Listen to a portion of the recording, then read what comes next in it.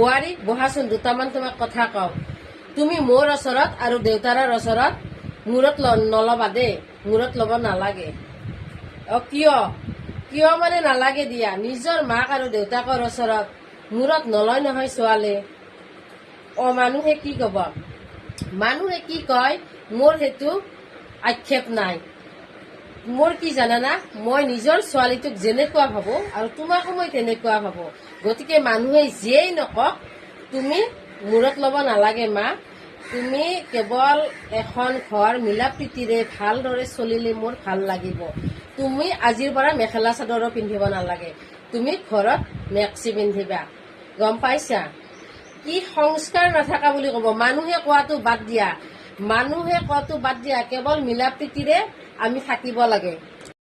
বোৱাৰী, যিবিলাকে সংস্কাৰৰ কথা কয় সেইবিলাকেই এদিন কি হ'ব জানা, জ্বলি পুৰি মৰিব লাগিব আমাৰ দুয়োটাৰে মিলা প্ৰীতি দেখি, গম পাইছা?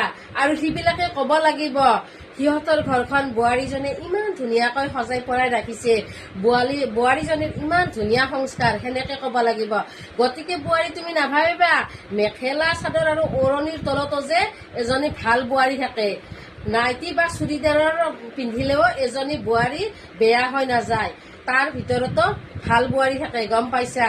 গতিকে মানুহৰ যাতে আমাক কোনে বেয়া বুলি ক'ব নোৱাৰে, মানুহে যাতে জ্বলি পুৰি মৰে আমাৰ মানে দুয়োটাৰে মিলা প্ৰীতি দেখি, মোক সেইখিনিয়ে লাগে বোৱাৰী, আৰু মই সেইখিনিতে গৌৰৱান্বিত। গতিকে তুমি আজিৰ পৰা মোক নিজৰ মা বুলি ভাবিবা আৰু দেউতাক দেউতা বুলি ভাবিবা দেই। ভিডিঅ'টো কেনেকুৱা পালে জনাব দেই।